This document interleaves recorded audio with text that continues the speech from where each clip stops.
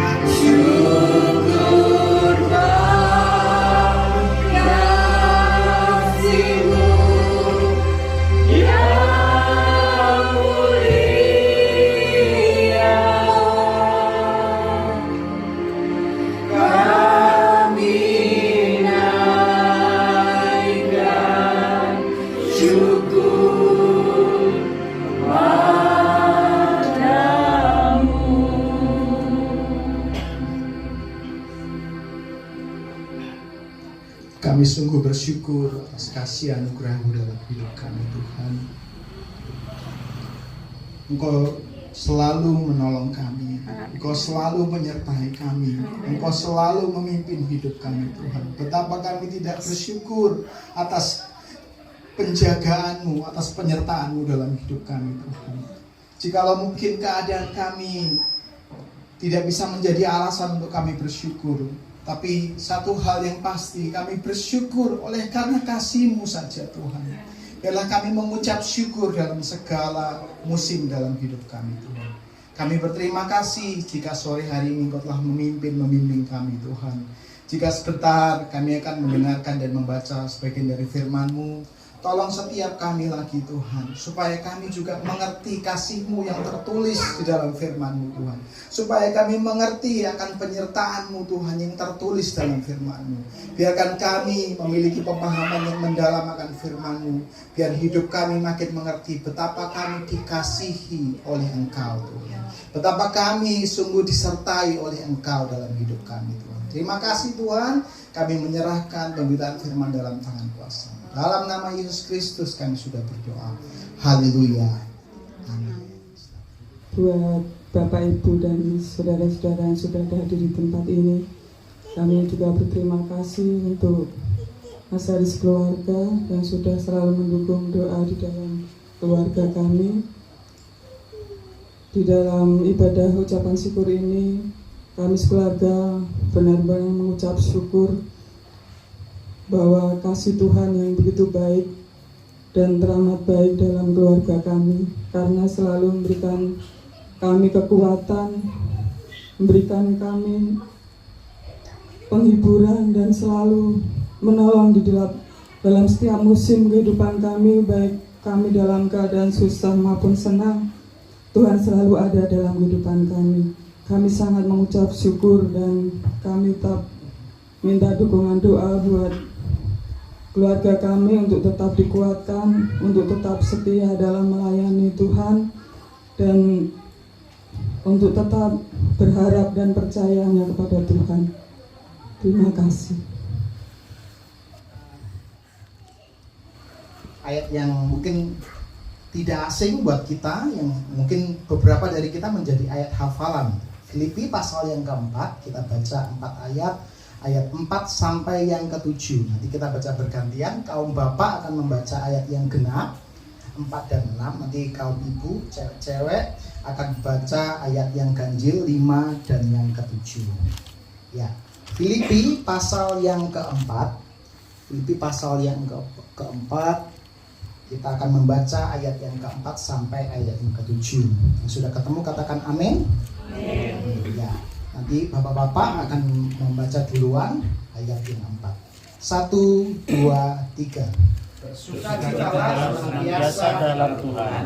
Sekali lagi kukatakan, bersukacitalah. Hendaklah kebaikan hatimu diketahui semua orang. Tuhan sudah dekat.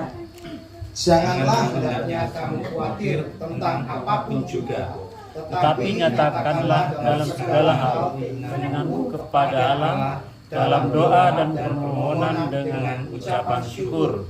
Damai sejahtera Allah yang melampaui segala akal akan memelihara hati dan pikiranmu dalam Kristus Yesus. Amin. Ya. Empat ayat ini sungguh bukan ayat yang asing buat kita. Saya percaya mungkin yang pernah sekolah minggu, salah satu ayat ini menjadi ayat hafalan pada masa sekolah minggu. Nah, saudara, saya akan mulai dengan menceritakan kisah yang dalam bulan ini atau minggu-minggu ini yang mungkin kita alami dan dengar, di mana negara kita tercinta Indonesia gagal menggelar Piala Dunia U20. Nah, saya termasuk orang yang cukup kecewa. Nggak tahu kenapa, main bola juga nggak jago, tapi cukup kecewa dengan berita itu. Dan saya rasa banyak orang setuju dengan kekecewaan ini. Saya melihat di media sosial banyak orang posting, banyak orang marah, kecewa, bersedih karena tidak terjadinya harapan mereka, di mana harusnya Piala Dunia ada di Indonesia. Nah, saya juga melihat, mencoba mencari di internet di mana pemain-pemain U20 yang seharusnya berlaga pada laga itu juga merasakan kekecewaan yang sungguh mendalam. Harapan mereka sirna, jadi mereka sudah berlatih begitu keras, kebanggaan mereka musnah seketika. Mereka bisa berbangga kalau besok melawan dengan negara-negara besar, dan juga impian masa depan mereka hilang. Nah, saya rasa situasi seperti ini adalah situasi yang sulit untuk bersuka cita. Nah, satu hal yang saya beritahukan bahwa situasi yang buruk seringkali menjadi penghalang kita untuk bersuka cita. Saya ulangi, situasi yang buruk seringkali menjadi penghalang untuk kita bersuka cita. Bagaimana bisa bersuka cita? Harapan saya musnah, impian saya hilang, kebanggaan saya sirna. Bagaimana bisa saya bersuka cita? Bagaimana bisa saya bersyukur? Rasanya banyak orang mudah untuk tidak bersuka cita pada situasi yang buruk. Tapi kebalikannya juga sama. Saya rasa kita semua sepakat pada saat situasi berjalan baik-baik saja, mudah sekali kita mengucap ini, puji Tuhan, haleluya. Itu rasanya keluarnya lancar gitu ya. Tapi kalau situasinya berubah, sulit keluar dari mulut kita. Situasi yang baik memudahkan kita untuk bersuka cita. Nah, ada fakta yang perlu kita harus pegang selama hidup ini. Faktanya dalam hidup kita masing-masing, kehidupan kita selalu berjalan, ada yang baik dan ada yang tidak baik-baik saja. Keluarga ini baru ditinggalkan orang yang dikasihinya, Baal. Kami juga turut ambil bagian dalam bergumul, di dalam sakitnya, di dalam masa duka citanya. Dan kemarin kita ada salah satu jemaat kita, Bapak Ratno, yang meninggalkan kita juga.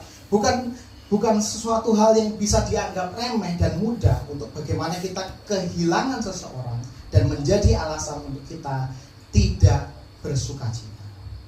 Satu hal lagi, seringkali situasi yang buruk tersebut, situasi yang tidak baik-baik itu, seringkali menjadi sebuah pembenaran untuk kita bersikap buruk. Ya wajarlah saya ngomong kotor. Semuanya situasi yang saya alami ini tidak baik. Bagaimana saya bisa mengucap perkataan yang baik? Ya saya rasa wajar dong kalau aku selingkuh. Bisnisku lagi ruwet. Wajar dong kalau aku mencuri. Aku tuh gak punya uang. Sikap yang buruk, di mana dasarnya adalah situasi yang buruk, seringkali menjadi sebuah hal yang wajar. Dimana kalau kita melakukan sebuah hal yang tidak baik dan situasinya tidak baik, ya itu nggak apa. Berkali-kali kita mendapati di berita bahwa seseorang yang tidak mempunyai apa-apa lalu mencuri, dan kita merasa kasihan. Ya nggak apa-apa lah mencuri, dia nggak punya sesuatu dalam hidupnya, kasihan. Seringkali sikap yang buruk menjadi pembenaran pada kondisi yang buruk. Nah, hari ini kita akan belajar bagaimana kita bisa bersyukur walau hidup kita tidak selalu muncul. Judul firman Tuhan pada sore hari ini adalah hidup penuh syukur walau hidup tak selalu muncul. Kita akan membaca dari teks ini, mengambil dari teks bacaan kita ayat 4 sampai yang ke-7. Bagaimana kita bisa bersyukur dalam hidup yang tidak selalu muncul? Mari kita perhatikan lagi ayat yang keempat. Perhatikan baik ayat yang keempat, saya bacakan dari Filipi pasal yang keempat ini. Bersukacitalah senantiasa dalam Tuhan. Sekali lagi kukatakan, bersukacitalah. Nasihat Rasul Paulus ini mengatakan bahwa bersukacitalah, sebuah kalimat perintah bahwa hai kamu yang pembaca dari surat ini, bersukacitalah. Dan yang unik dari ayat ini adalah di ayat 4 ini 2 kali Rasul Paulus menekankan bersukacitalah. Saya rasa tidak terlalu sulit ya kalau kita mendapati sekali lagi bersukacitalah. Seakan-akan Rasul Paulus memberikan penekanan untuk bersukacita. Nah, saudara, seringkali kita sulit bersukacita karena kita nggak punya alasan untuk bersukacita. Kita butuh sebuah alasan untuk bisa bersyukur dan bersukacita. Saya kasih contoh. Alasan itu gini, alasan itu adalah dasar, alasan itu adalah sebuah pendorong. Contohnya, kalau kita ketemu teman kita, atau saya dulu masih sekolah, punya teman, banyak teman yang kalau siang-siang panas-panas itu pergi ke kebun, lalu ngarit, orang Jawa bilang. Jadi kenapa sih siang-siang panas gini kok cari rumput? Apa kamu nggak kasihan kulitmu? Dia jawab gini, teman saya, soalnya kasihan sapi dan kambingku. Kalau mereka nggak makan, kalau mereka kelaparan gimana? Jadi alasan siang-siang panas ngarit itu supaya ternaknya tidak kelaparan. Itulah yang dinamakan alasan. Saya kasih contoh lagi. Kalau kita ketemu dengan seseorang lalu bilang begini, kamu kok rajin banget sih, kerja dari pagi sampai malam nggak istirahat, rajin sekali. Lalu dia jawab begini, ya wajar dong saya harus rajin, soalnya kreditanku belum lunas, hutangku banyak, saya harus rajin. Alasannya supaya apa?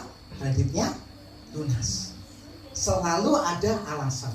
Nah, sukacita itu perlu ada alasannya. Tidak seketika bahwa baca firman Tuhan tiba-tiba sukacita jadi Power Rangers gitu. Enggak bisa. Sukacita harus ada alasannya.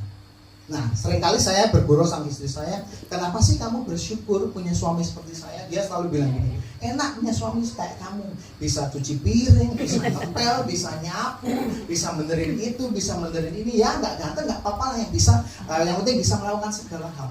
Ya rasanya bersyukur tapi saya nggak nyesek gitu ya. Bercanda saja. Nah, kita membutuhkan alasan untuk kita mengucap syukur. Kita membutuhkan alasan untuk bersukacita. Kabar baiknya Rasul Paulus menuliskan alasannya. Saya kembali kepada ayat yang kita baca tadi. Dikatakan bersukacitalah senantiasa dalam Tuhan. Bersukacitalah dalam Tuhan. Itulah alasan bersukacita. Di dalam Tuhan. Alasan Rasul Paulus menuliskan bersukacita adalah alasannya di dalam Tuhan kamu bersukacita. Jadi Rasul Paulus sedang menuliskan bahwa kamu tidak bisa bersukacita kalau alasannya keadaan. Keadaan kita sering berubah. Kalau kita bersyukur, bersukacita karena keadaan, maka kita akan selalu sulit bersukacita dalam segala keadaan. Rasa syukur kita bergantung sama keadaan. Rasa sukacita kita bergantung sama keadaan. Tapi kalau alasan kita adalah karena Tuhan, di dalam Tuhan, itulah yang menolong kita sanggup untuk bersukacita, sanggup untuk bersyukur dalam segala keadaan. Bagaimana keadaan Rasul Paulus? Apa yang dialami Rasul Paulus? 2 hari yang lalu sebenarnya saya sudah menjelaskan, tapi sekarang yang lebih kontekstual yang di Filipi ini. Nah, saya menuliskan di sini bahwa konteks dari kitab Filipi ini adalah Rasul Paulus itu menulis surat Filipi ini, surat Rasul Paulus kepada jemaat di Filipi saat dia ada di dalam penjara. Jadi dia sedang di penjara, dia menulis surat kepada jemaat Filipi. Situasinya Rasul Paulus sedang tidak baik-baik saja. Dan ada lagi penyebabnya. Keadaan Rasul Paulus adalah pada waktu dia melayani di gereja Filipi, waktu terus ditinggalkan, ada pengajar-pengajar lain yang memberitakan Injil dengan cara yang tidak tulus. Dan itu sengaja supaya menambah beban Rasul Paulus. Dia di penjara dan kepikiran sama orang Filipi. Bebannya bukan hanya fisik, tapi pikiran saja. Itu Rasul Paulus. Jemaat di Filipi juga punya keadaan yang tidak baik-baik saja. Jemaat Filipi, kalau Bapak Saudara baca pasal 1 ayat 27-30, mereka mengalami penganiayaan. Mereka dalam keadaan yang tidak diam di rumah, menerima segala hal yang nyaman, enggak. Mereka mengalami penganiayaan. Pasal 2 ayat 1-4, Bapak Saudara akan mendapati jemaat Filipi memiliki permasalahan hubungan satu dengan yang lainnya. Mereka konflik, mereka nggak cocok. Lalu di dalam gereja Filipi ada ajaran sesat yang mulai merasuk dalam gereja Filipi. Jadi saya boleh bilang Rasul Paulus dan jemaat di Filipi sedang mengalami situasi yang tidak baik-baik saja. Dan Rasul Paulus memberikan nasihat yang baik dan juga untuk kita, bersukacitalah di dalam Tuhan. Jadi sumber sukacita kita adalah Tuhan. Arti bahwa bersukacita di dalam Tuhan, arti singkatnya ini adalah sumber sukacitamu ada di dalam Tuhan. Sumber bersyukur kita ada di dalam Tuhan. Saat alasan kita bersyukur dan bersuka cita hanya keadaan, maka kita akan sulit bersyukur dan bersuka cita. Tapi ketika Tuhan menjadi alasan kita bersuka cita dan bersyukur, maka kita dimampukan bersuka cita dalam segala keadaan. Keadaannya boleh berubah, Tuhanku tidak berubah. Musim boleh berganti, Tuhanku tidak pernah berhenti mengasihi. Inilah dasar kita bisa bersuka cita, bisa bersyukur dalam segala keadaan. Hidup kita mujur atau dikatakan dunia tidak mujur, tapi tetap ada sukacita yang Tuhan sediakan, tetap ada rasa syukur yang Tuhan berikan, yang menjadi alasan kita untuk hidup penuh syukur di dalam Tuhan. Jadi bagaimana kita bisa hidup penuh syukur? Di dalam Tuhan, bersukacita di dalam Tuhan. Yang kedua, secara cepat saja, ayat yang kelima. Saya minta tolong satu orang bacakan ayat kelima dari Filipi pasal yang keempat ini. Filipi 4 ayat kelima. Hendaklah kebaikan hatimu diketahui semua orang, Tuhan sudah dekat. Amin. Hendaklah kebaikan hatimu diketahui semua orang. Sekarang saya beritakan ulang konteksnya. Rasul Paulus ada di dalam penjara. Dia punya beban pikiran terhadap jemaat Filipi. Jemaat Filipi mengalami penganiayaan dan permasalahan, tapi Rasul Paulus memberikan nasihat bahwa bersukacitalah di dalam Tuhan. Lalu poin kedua adalah bagaimana kita bisa hidup bersyukur dan bersukacita. Ayat kelima mengatakan, hendaklah kebaikan hatimu diketahui semua orang. Seringkali perbuatan baik kita sulit keluar dalam situasi yang buruk. Tapi Rasul Paulus mengcounter semuanya dengan bilang begini, hendaklah kebaikan hatimu diketahui semua orang. Yang pertama, sumber sukacitamu dari mana? Dari Tuhan. Maka sekarang kalau kamu sudah punya sumber sukacita dan sumber bersyukur, maka sekarang jangan diam, berbuat baik karena Tuhan. Kalau kita punya sumber sukacita dan kalau kita punya sumber bersyukur, tidak boleh diam. Berbuat baiklah, dikatakan di ayat ini dengan detail mengatakan supaya kebaikan hatimu diketahui semua orang. Bukan diam, bukan pasif, tapi secara aktif. Rasul Paulus bilang bahwa kalau kamu punya sumber yang tepat, sekarang hasilkanlah apa yang baik dari sumber tersebut. Situasinya boleh berubah, situasinya mungkin tidak baik, tapi karena kamu punya sumber yang baik, sumber yang tidak bisa hilang, sumber yang selalu memuaskan hatimu, sekarang jangan diam, berbuat baiklah kepada semua orang. Nah, mungkin Bapak Saudara mungkin memaknai ada frase yang menarik dari ayat ini. Dikatakan di sini bahwa Tuhan sudah dekat. Oh, mungkin Rasul Paulus ini sedang menakut-nakuti. Tuhan mau datang, ayo berbuat baik. Kalau kamu nggak berbuat baik, kamu nanti nggak masuk surga. Kalimat Tuhan sudah dekat. Ini bukan kalimat ancaman. Kalimat sebenarnya dalam bahasa aslinya punya arti jauh lebih dalam. Artinya bahwa Tuhan ada di dekat kalian. Kamu nggak sendirian. Kamu punya sumber yang tepat di dalam Tuhan. Nah, sekarang kamu berbuat baik dan Tuhan ada di dekatmu bersama dengan kamu. Inilah yang menolong kita untuk bisa apa? Bisa tetap bersuka cita, tetap bersyukur walau hidup kita tidak selalu muncul. Karena sumbernya dari Tuhan. Karena kalau kita berbuat baik karena Tuhan. Kenapa ini penting? Ada sebuah kultur di lingkungan kita di mana kita selalu didorong kalau kita berbuat baik maka kita akan mendapatkan sebuah hal yang baik. Itu prinsip kebaikan moralistik. Alkitab tidak pernah menjelaskan itu. Kebaikan di dalam Alkitab menjelaskan dengan baik. Injil menolong kita untuk mengerti kebaikan di dalam Kristus adalah bukan moralistik. Kamu sudah diselamatkan, kamu sudah mengalami kasih karunia Allah, oleh sebab itu berbuat baiklah. Apa yang kamu dapatkan nanti jangan hitung karena kamu sudah dapat.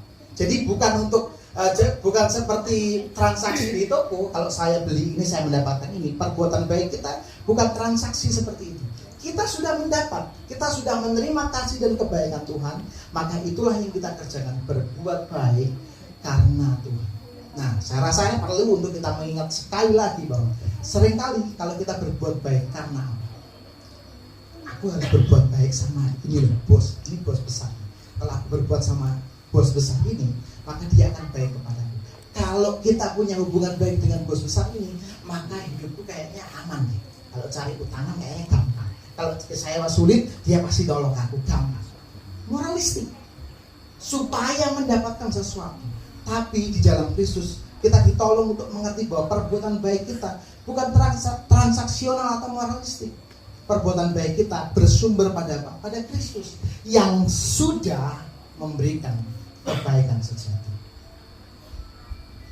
Jadi dua hal penting yang kita ingat, bahwa bagaimana kita bisa bersyukur dan bersukacita karena di dalam Tuhan. Yang kedua, kita terus berbuat baik karena Tuhan. Yang ketiga, setelah kita tahu sumbernya dan kita sekarang tidak aktif, maka yang ketiga, ayat yang ke-6. Saya minta tolong satu orang bacakan ayat 6. Janganlah hendaknya kamu khawatir tentang apapun juga, tetapi nyatakanlah dalam segala hal keinginanmu kepada Allah dalam doa dan permohonan dengan ucapan syukur. Amin. Janganlah hendaknya kamu khawatir. Poin 1 dan poin kedua tadi menolong kita untuk hidup tidak penuh kekhawatiran.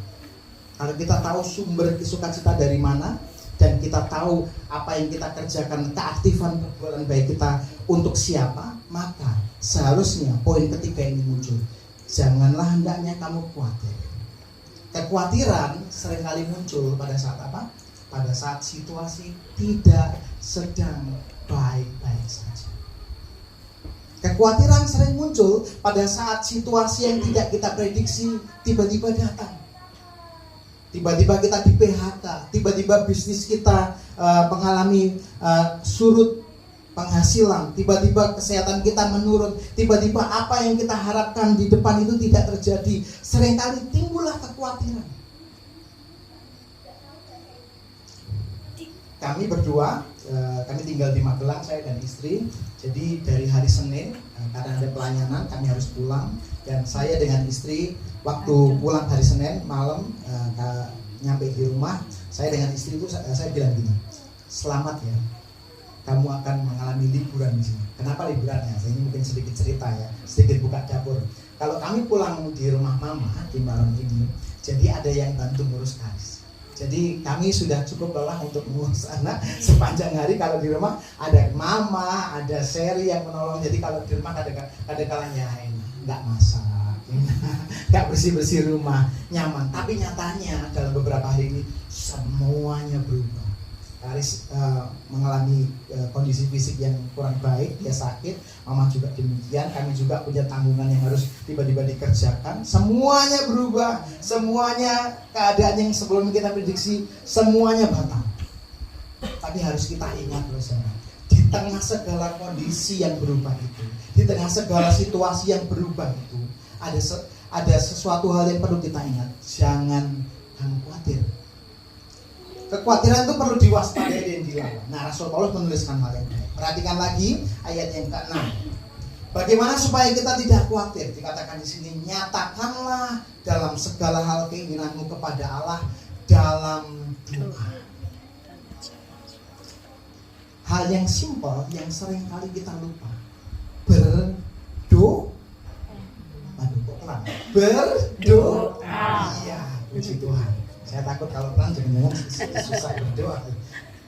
Memang situasi kita mudah berubah. Apa yang kita prediksi tidak berjalan dengan baik. Tapi ada sebuah jalan keluar untuk kita memerangi kekhawatiran. Nyatakanlah di dalam doa.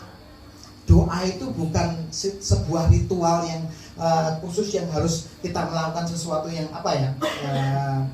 formal, enggak. Kadang-kala berdoa bisa dilakukan hanya dengan duduk diam di motor, misalnya merenungkan kebaikan Tuhan. Itu juga termasuk dalam berdoa. Bangun tidur, sedang masak atau melakukan apapun, kita masih bisa berdoa. Kita cerita apa yang saudara alami, apa ya saudara, yang menyesakkan dalam hati dan pikiran, itu juga termasuk berdoa. Tapi jangan lupa, berarti kalau sudah gitu kalau saya gereja berdoa ya kayak gitu juga. Itu ada yang formal, ada yang non formal. Kita kerjakan semua. Konteksnya adalah berdoa, menyatakan segala hal keinginan kita di dalam doa. Tapi jangan lupa, ada frase terakhir dari ayat ini dikatakan, dan permohonan dengan ucapan syukur.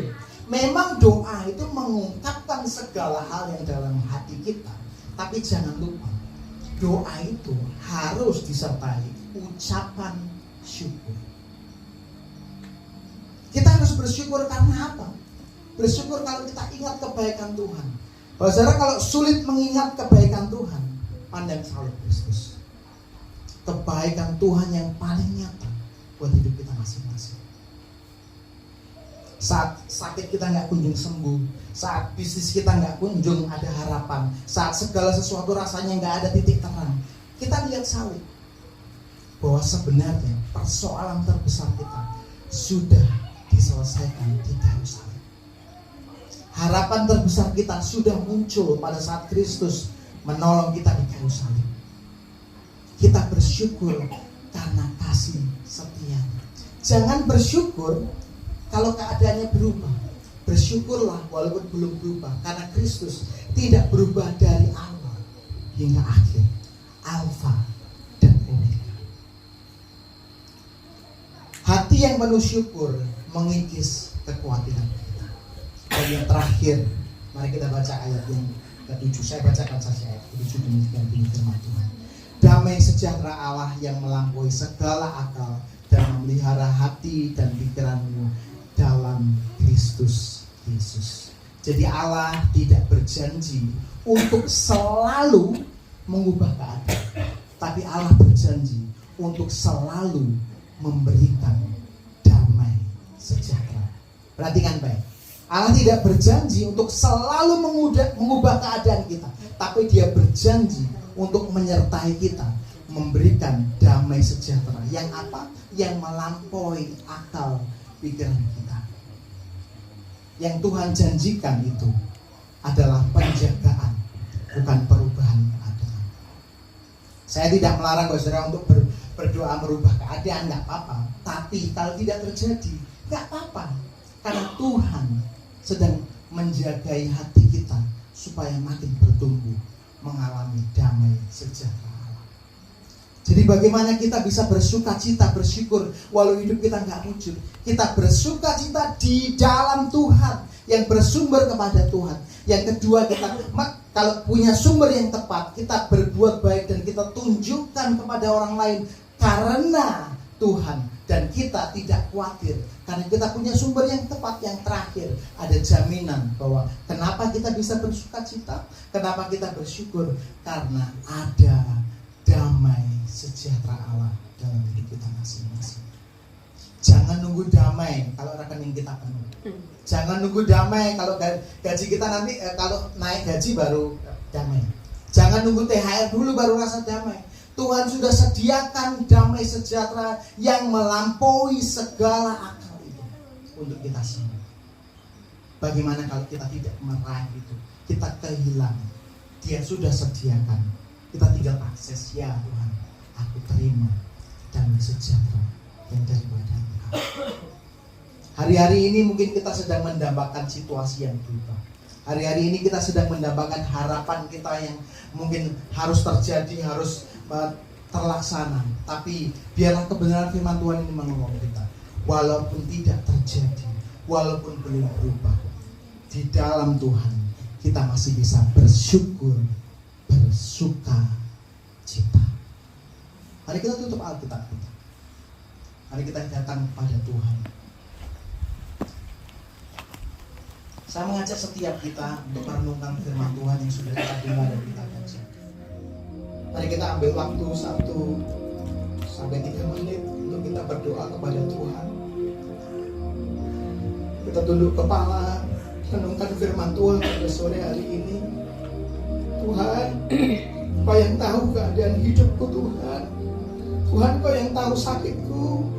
Tuhan, Kau tahu pergumulanku Tuhan. Tapi tolong aku supaya aku bisa bersuka cita lagi, supaya aku bisa bersyukur lagi Tuhan. Tolong kami untuk mengingat Engkau lagi, betapa besar kasih-Mu Tuhan, betapa besar cinta-Mu buat kami Tuhan. Terima kasih Yesus, terima kasih Yesus.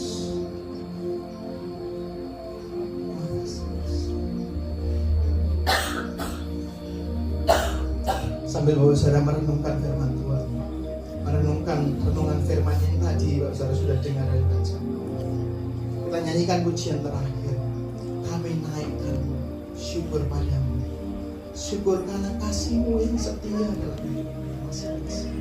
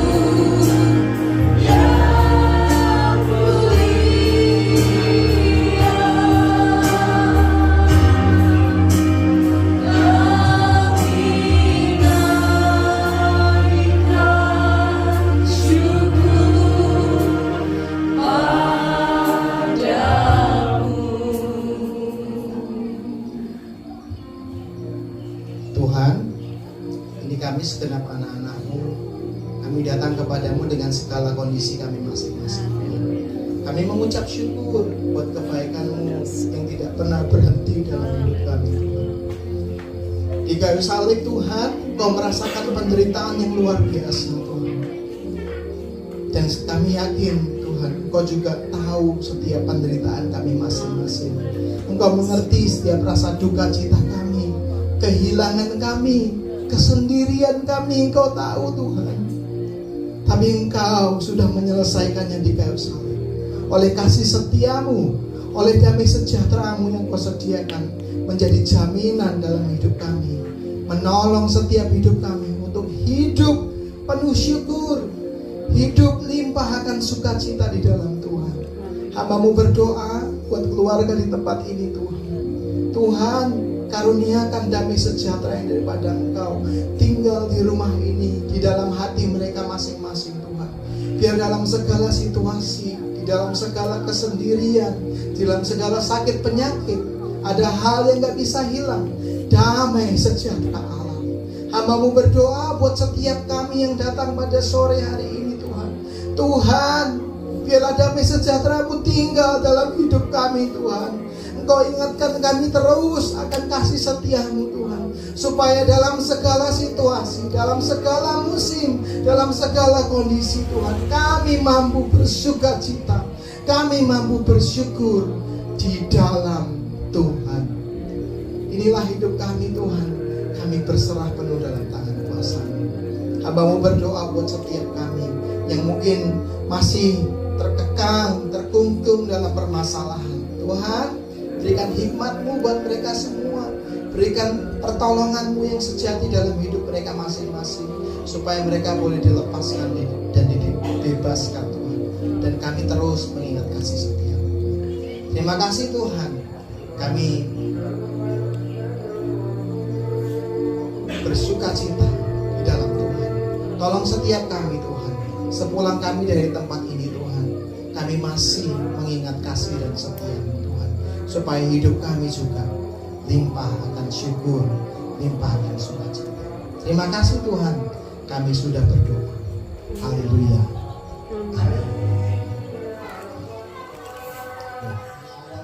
Amin.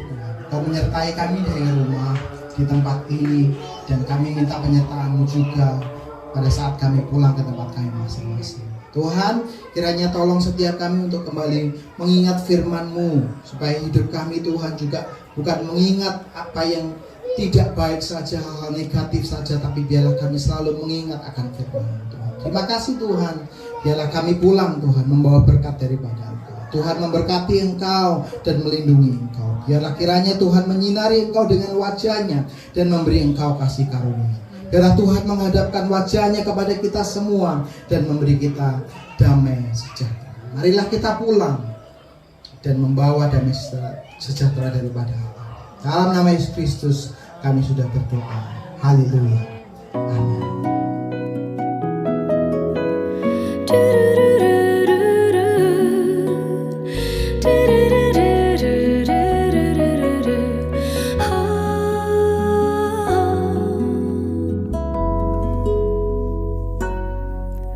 Harta yang paling berharga adalah keluarga. Istana yang paling indah adalah keluarga. Puisi yang paling bermakna adalah keluarga. Mutiara tiada tara adalah keluarga.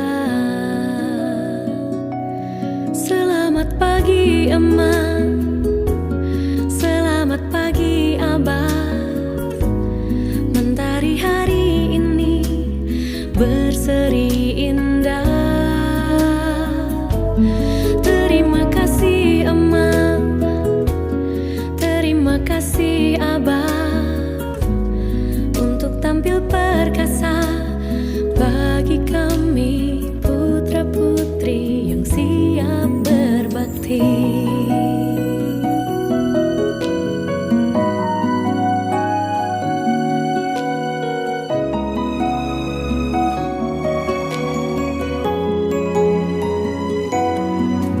Puisi yang paling bermakna adalah keluarga. Mutiara tiada tara adalah keluarga. Selamat pagi Emak sayang, selamat pagi Abah sayang. Mentari hari ini berseri indah. Terima kasih Emak, terima kasih Abah, untuk tampil